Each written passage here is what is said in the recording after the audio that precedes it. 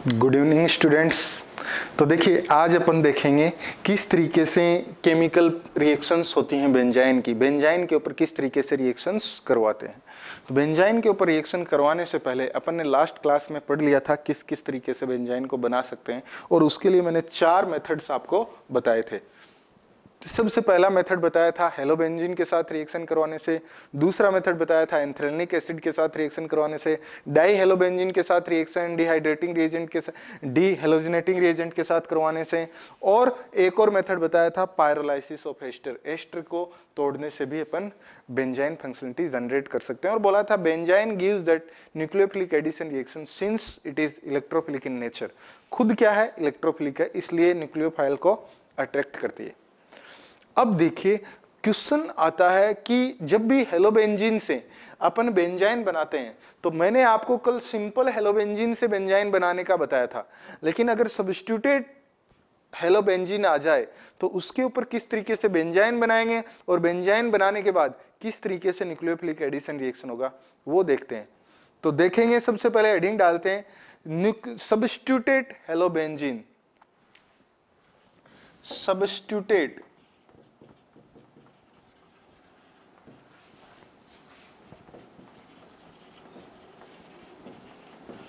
हेलोबेंजीन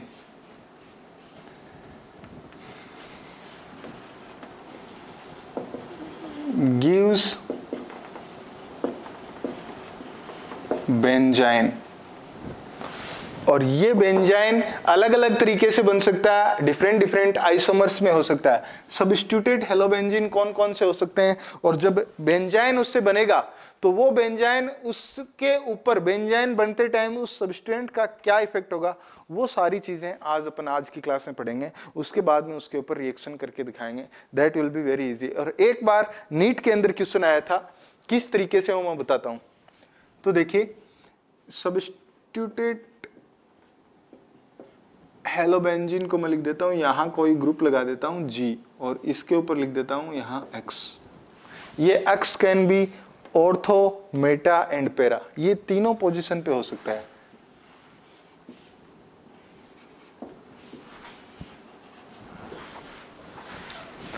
अगर ये ortho position पे होगा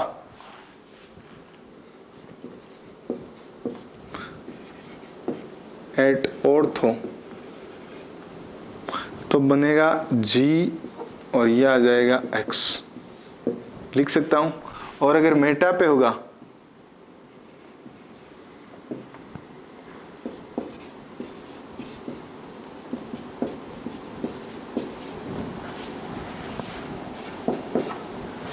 और अगर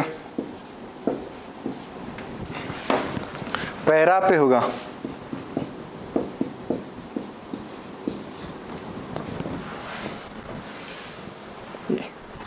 ortho, meta and para substituted halobenzenes. जब भी कभी बेंजाइन मैकेनिज्म या बेंजाइन फॉर्मेशन होता है हेलोबेंजीन से, कभी भी सब्स्टिट्यूएंट का हमेशा उसका आई इफेक्ट ही ऑब्जर्व किया जाता है। Very very very important point. क्यों? क्योंकि जब भी कभी हेलोबेंजीन से अगर बेंजाइन बनेगा, इसका मतलब आप बेस लेते हैं, और बेस किस प्रोटॉन को लेता है, इस प्रोटॉन को लेता है, इसमें इस प्रोटॉन या इस प्रोटॉन को लेता है, इसमें इसको या इसको लेता है। कहने का मतलब sp2 हाइब्रिडाइज्ड कार्बन के जुड़े हुए हाइड्रोजन को लेता है, और वहां पे रेजोनेंस काम नहीं करता है। क्या सिग्मा बॉन्ड के ऊपर रेजोनेंस काम करता है? नो, मैंने तो आज तक नहीं सिखाया। मैंने बोला रेजोनेंस हमेशा पाई इलेक्ट्रॉन डेंसिटी पे काम करता है, सिग्मा बॉन्ड इलेक्ट्रॉन डेंसिटी पे काम नहीं करता। सिग्मा बॉन्ड डेंसिटी के ऊपर ओनली कौन वर्क करता है? Inductive effect. क्या हाइपर कॉन्जुगेशन करता है? No, hyperconjugation is also work on the pi electron density in benzene. वो सिग्मा करता है, लेकिन वो सिग्मा कहां करता है? जहां एल्किन के बगल वाले कार्बन पे जुड़ी हाइड्रोजन, तो वो हाइड्रोजन कार्बन हाइड्रोजन या कार्बन हेलोजन बॉन्ड वो टूट के बेंजीन के अंदर जब डिलोकलाइज्ड होता है तो वो सिग्मा बॉन्ड काम करता है। लेकिन बेंजीन के ऊपर डायरेक्टली जुड़ा हुआ सिग्मा बॉन्ड कभी भी हाइपर कॉन्जुगेशन में भी पार्टिसिपेट नहीं करता। आया बात सुने? तो इसका मतलब पहली चीज तो एक पॉइंट लिख लेंगे अपन, during the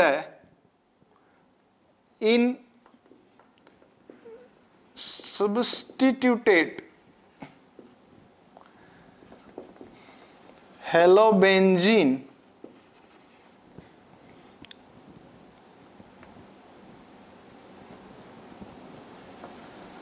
abstraction of proton by base, abstraction of proton by base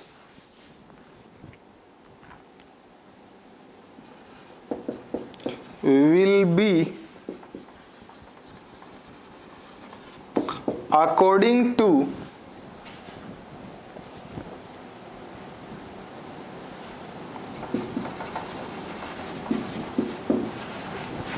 inductive effect. Inductive effect के अकॉर्डिंग होता है पहला पॉइंट। आया बात समझ? We never see the resonance and hyperconjugation and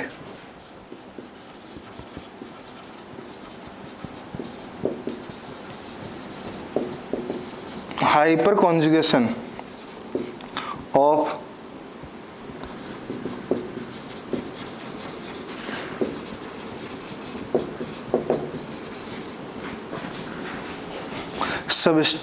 of attached substituent।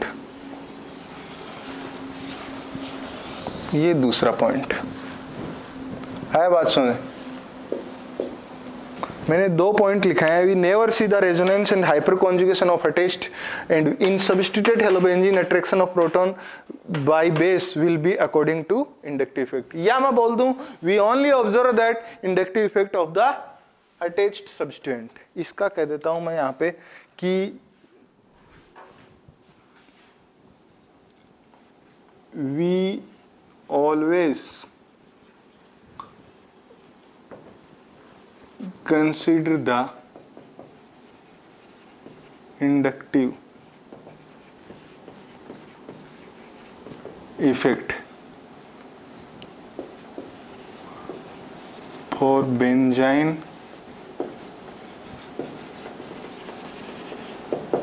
formation। आया बात समझ?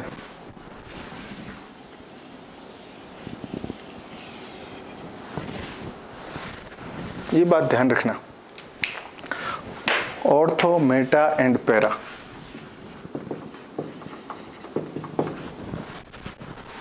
हम जी का कौन सा इफेक्ट देखते हैं? हमेशा इंडक्टिव इफेक्ट देखते हैं।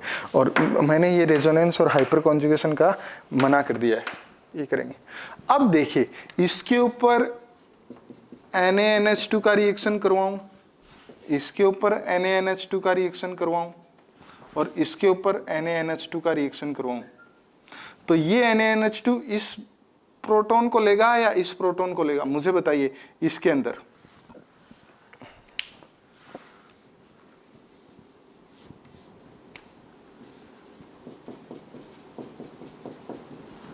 किसको लेगा?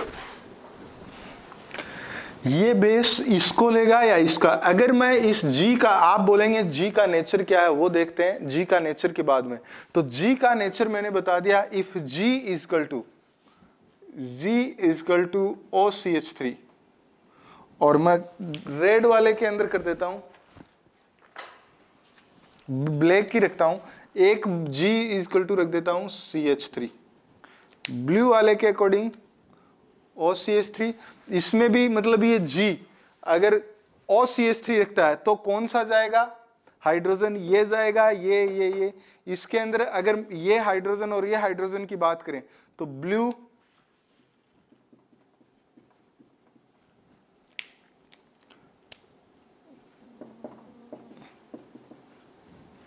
इसी तरीके से ये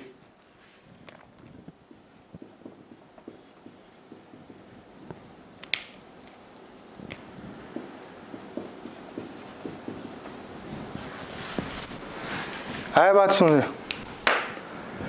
अब देखिए, मैं इसको एक बार के लिए ले लेता हूं कि इसके अंदर ये G इजकल टू OCH3 है। मतलब मैं कह देता हूं कि इस G को रिप्लेस किया है मैंने मिथॉक्सी ग्रुप से, तो मिथॉक्सी का इसके ऊपर कौन सा इफेक्ट लगेगा, -I और +I।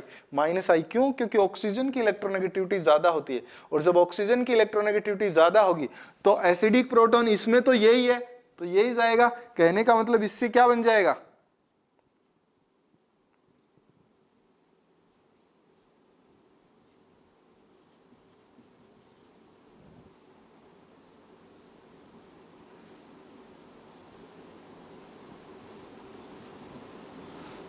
और चाहे मैं ब्लैक वाले के अंदर भी करूंगा वो सेम ही बनेगा।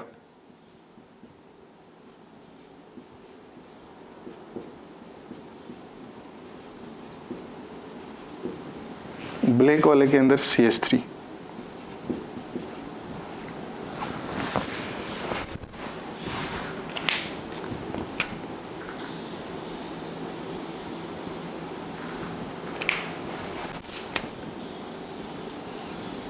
ये आया बात सुने, क्योंकि मोर एसिडिक तो यही रहेगा दोनों में।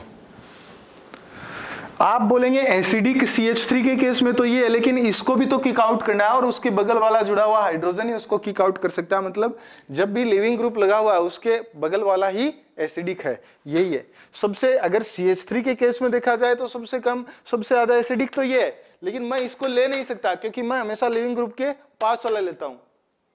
अब देखिए ये मेटा के ऊपर, तो इसके ऊपर भी मैं एक लिख लेता हूं ब्लू वाला,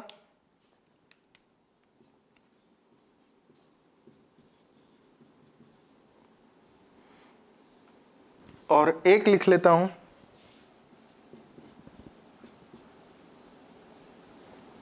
ब्लू वाले के अकॉर्डिंग। देखिए OCH3 के अकॉर्डिंग ये जाएगा, तो मैं कहां इसको करूंगा, बेंजाइन यहां बनाऊंगा। आया बात सुने, और इसके अंदर ब्लैक वाले के अकॉर्डिंग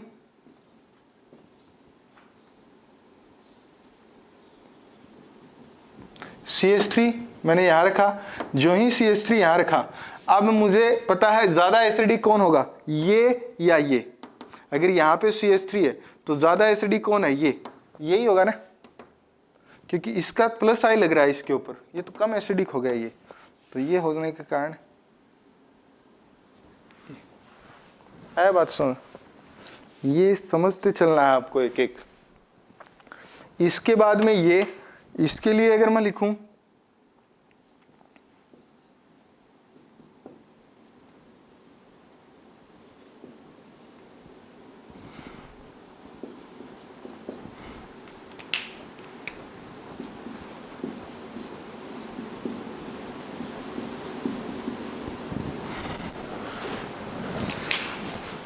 OCH3 और CH3, अब देखिए OCH3 और CH3 के केसेस में अगर देखेंगे तो जब भी कभी अपन देखेंगे OCH3 जब लगा, यहाँ पे OCH3 अगर लगा होगा तो ये दोनों इक्वल एसिडिटी है।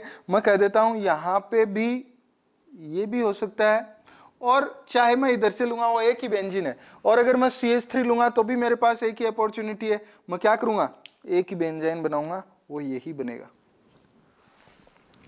ये हुआ बेंजाइन का फॉर्मेशन, किस किस तरीके से अपन बेंजाइन बना सकते हैं। देखिए ऑर्थो पोजीशन पे जब सब्स्टिट्यूशन होगा उसके बगल वाली पोजीशन पे, चाहे मैं मिथॉक्सी G इक्वल टू में OCH3 और G इक्वल टू CH3, दोनों का इफेक्ट अलग अलग है। इसका इफेक्ट होता है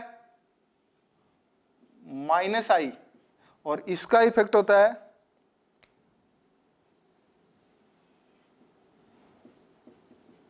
+I। इसका -I और इसका +I क्यों होता है, इसका +I इसलिए होता है क्योंकि ये कार्बन ही है और यहां भी कार्बन ही है। इसका sp2 हाइब्रिडाइजेशन है जबकि इसका sp3 है, ये इलेक्ट्रॉन लेगा, तो CH3 has to give the electrons via sigma bond. इसका मतलब ये किसकी तरह काम करेगा, ये ग्रुप +I, और वैसे भी अल्काइल ग्रुप तो हमेशा +I की तरह ही काम करता है। और इसके अंदर अगर देखा जाए तो इसके अंदर -I क्यों करेगा, क्योंकि ये अगर बेंजीन है और इसके ऊपर अगर CH3 और CH3 जुड़ा हुआ है तो इस ऑक्सीजन की इलेक्ट्रोनेगेटिविटी तो 3.5 है, इस कार्बन की इलेक्ट्रोनेगेटिविटी 2.5 है और इस ऑक्सीजन की 3.5, तो ज्यादा किसकी है, इस O की, OCH3 इलेक्ट्रॉन लेगा बेंजीन से, और जब लेगा तो इसका माइनस आई तो देखेंगे इसका प्लस आर भी लगता, ये रेजोनेंस भी लगता, लेकिन रेजोनेंस क्यों नहीं लग रहा है? क्योंकि इस बॉन्ड पे काम नहीं करता, रेजोनेंस इस बॉन्ड पे काम नहीं करता, वो इन पाई बॉन्ड पे काम करता है, और पाई बॉन्ड पे अपने को देखना नहीं है। अदरवाइज तो O के ऊपर present lone pair of electron अपने को पता है बेंजीन रिंग के अंदर क्या होते हैं, इन्वॉल्व होते हैं। मेरा बात समझ आया या नहीं? ऐसे ये हुए आपको बेंजाइन बनाने का तरीका। अब जब भी न्यूक्लियोफाइल के साथ रिएक्शन करवाते हैं तो ये बेंजाइन के अंदर प्रेजेंट डबल बॉन्ड ऊपर की तरफ भी घूम सकता है और नीचे की तरफ भी घूम सकता है। देखिए यहीं पे देख लीजिए,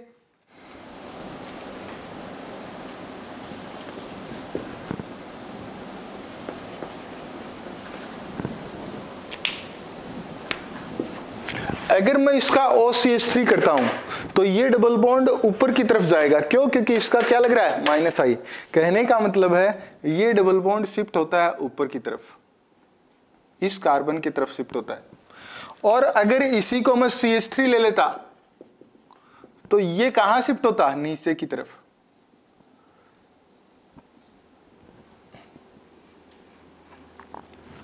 आया बात समझे? जबकि इनके अंदर तो मैटर ही नहीं है, इनके अंदर भी, इसके अंदर मैटर नहीं है। किसके अंदर?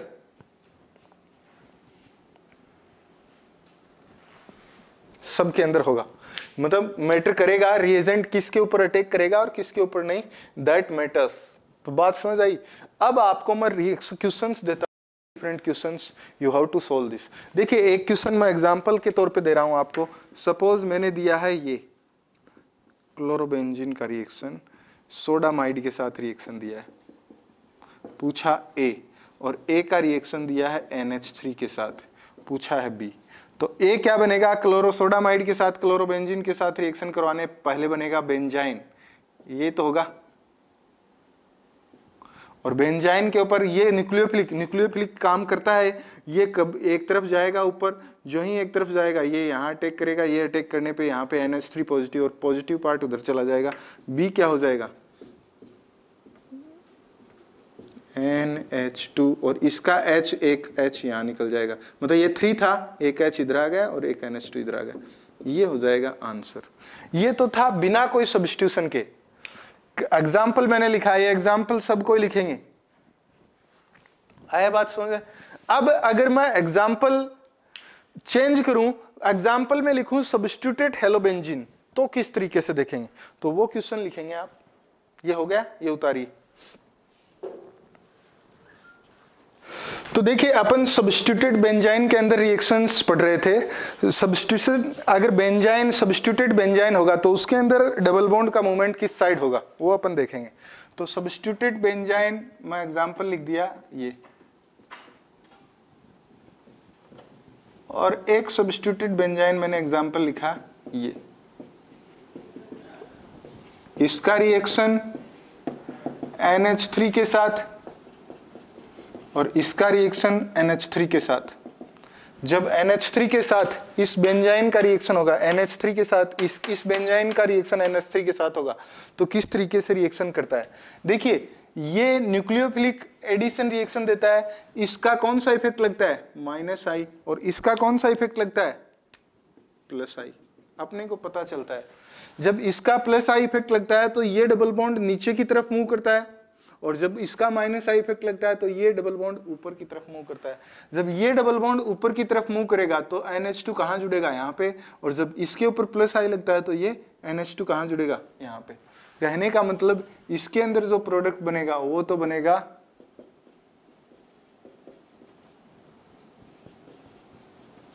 ये, और यहाँ पे जुड़ जाएगा H, और इसके अंदर जो प्रोडक्ट बनेगा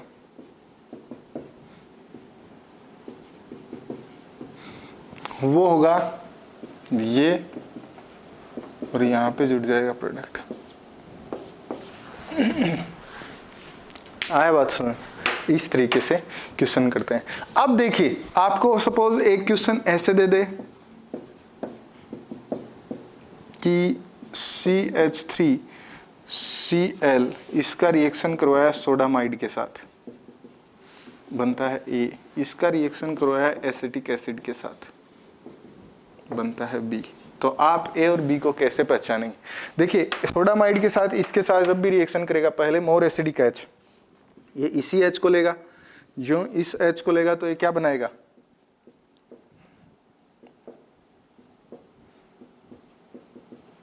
ये, और ये बनाते ही ये एसिटिक एसिड के साथ किस तरीके से रिएक्शन करेगा, ये डबल बॉन्ड इधर जाएगा या इधर जाएगा, ये नीचे की तरफ जाएगा, नीचे की तरफ एसिटिक एसिड बेसिक मीडियम में किसकी तरह टूटेगा, CH3C double bond O minus और H प्लस, तो ये नेगेटिव चार्ज। अब ये जब नीचे की तरफ जाएगा तो ये एसिटिक एसिड का एसीटेट आयन इधर जुड़ेगा और H इधर आ जाएगा, B आपके पास आ जाएगा OC double bond O CH3 और यहाँ जुड़ जाएगा H, ये हो जाएगा B, ये हो जाएगा A। इस तरीके से ये हुई आपकी practice on the benzene mechanism. Benzene किसी भी कंपाउंड के अंदर बनती है तो किस तरीके से रिएक्शन करता है। आया, बेंजाइन हमेशा खुद इलेक्ट्रोफिलिक होती है, it gives always nucleophilic addition reactions. कुछ कैरेक्टरिस्टिक्स हैं इसके ध्यान रखना है।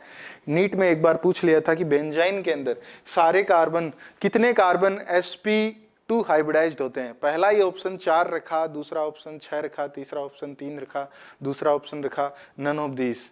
तो अपने को कौन सा 4 टिक नहीं करना, 6 के 6 sp2 हाइब्रिडाइज्ड ही होते हैं। आया बात समझ। कल पढ़ेंगे अपन एरोमेटिक न्यूक्लियोफिलिक सब्स्टिट्यूशन रिएक्शन। जब भी कभी हेलोबेंजीन के ऊपर स्ट्रॉन्ग इलेक्ट्रॉन विड्रॉइंग ग्रुप लगता है तो किस तरीके से वो न्यूक्लियोफिलिक सब्स्टिट्यूशन रिएक्शंस देती है वाया मेजर हिमर कॉम्प्लेक्स, वो देखेंगे। आया बात समझ। इतना करिए आज। Thank you very much.